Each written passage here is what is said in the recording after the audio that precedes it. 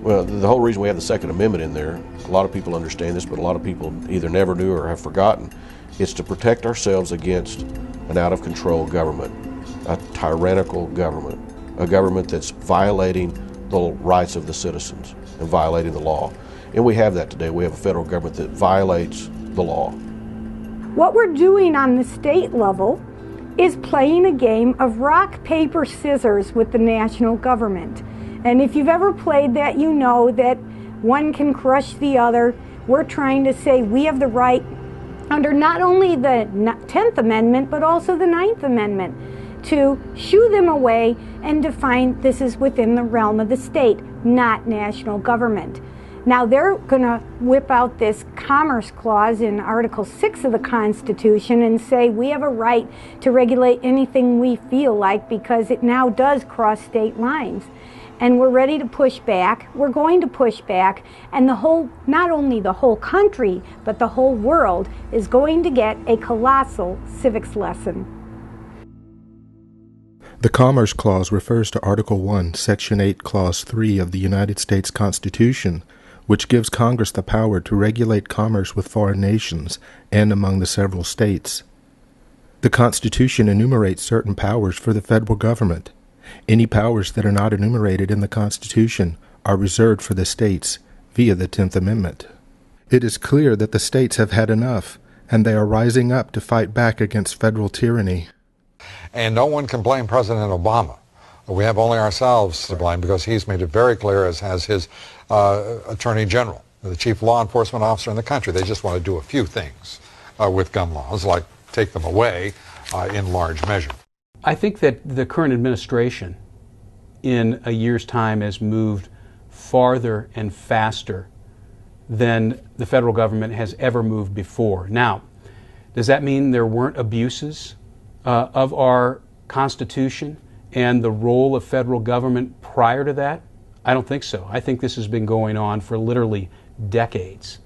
In my opinion, I think what has happened here is, you know, the American people tend to not really pay all that much attention to our government unless our government really overreaches its bounds.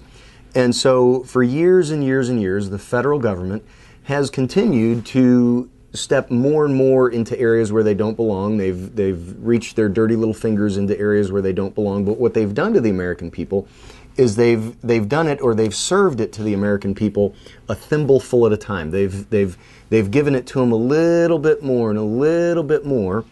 And it looks like maybe when served a thimbleful at a time, the American people are a lot more likely to go ahead and receive it or swallow it, so to speak.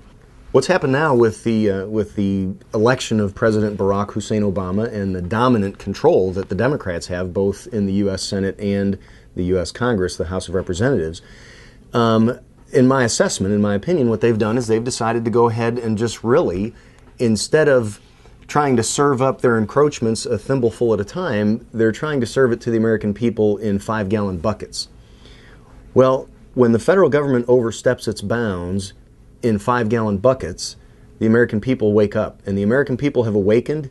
The Patriot Uprising, what some people might call the Tea Party movement, whatever you want to call it, I call it Patriot Uprising. When the Patriot Uprising occurred, it really occurred and gained steam because the American people got fed up. They got sick and tired of a federal government that constantly overreaches its bounds. The federal government tells each and every one of us how many gallons of water we can have in our toilet.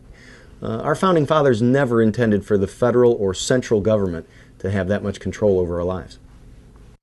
The federal government has encroached upon the very fabric of our senses. With health care bills and bailout bills, and with every kind of Patriot Act bill, our nation sinks lower into the pit of gloom and depression. The American people desperately want a way out, but the federal government has other plans.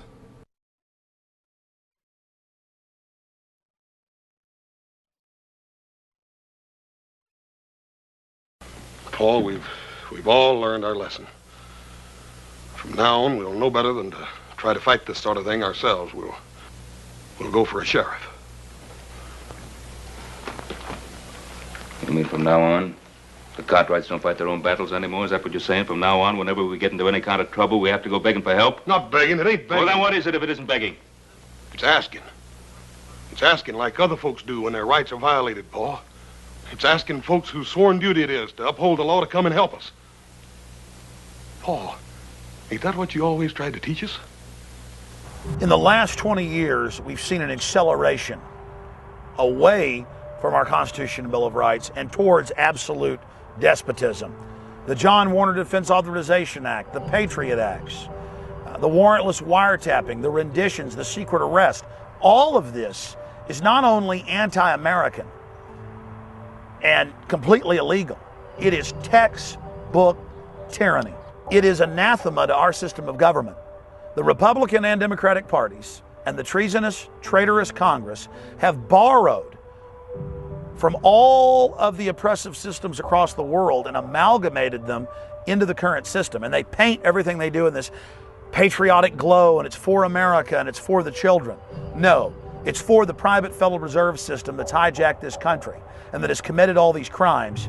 It's for them to protect themselves from the people that they have reduced to absolute slavery.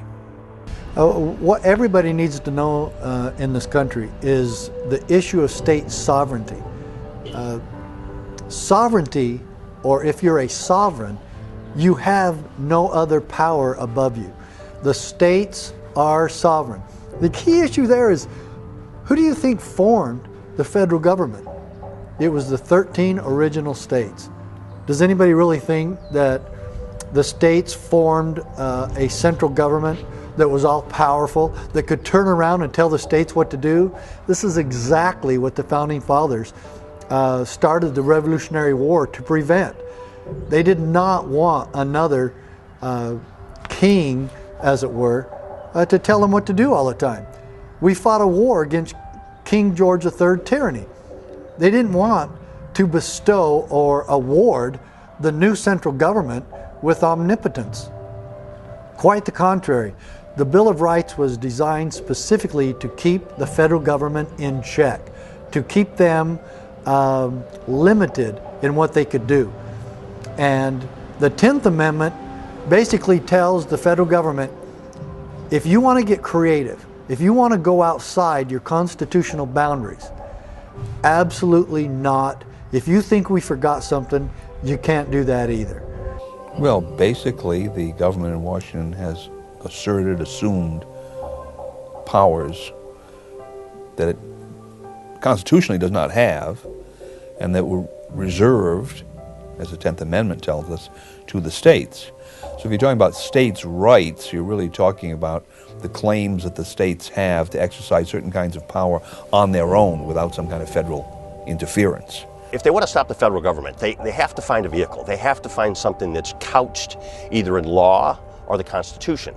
And the 10th Amendment is very clear about the state's ability, the state's rights and state sovereignty in stopping and curtailing the power of the federal government. So it is the tool, the legal and constitutional tool that is being used to stop the federal government. Well, a right is something that you have, again, inherently, something that is part of your nature, something that you own.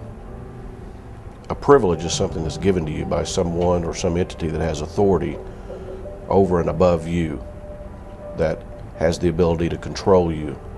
Let me, just for the sake of the illustration, because I do like to pull up my handy-dandy Constitution, and I don't blame anybody. The enumeration in the Constitution of certain rights shall not be construed to deny or disparage others retained by the people. Checkmate, by the people. Number 2, the 10th Amendment clearly says that the states have the rights to pass laws so long as they don't conflict with anything already in the Constitution. There's not one word in the Constitution that says Congress can do health care. Rights and privileges are opposites. And assuming that that is true and that there aren't other options, either you need permission or you don't, then a number of other things are also true. One of the corollaries is that all of your rights derive from property. I pointed out that if I walk out of my house onto my land, I can walk back and forth on my land without asking for permission. Walking on my land is a right. Walking on my neighbor's land, on the other hand, is a privilege. And before I walk on my neighbor's land, I'm required to get permission. It's a privilege that can be revoked at a later time.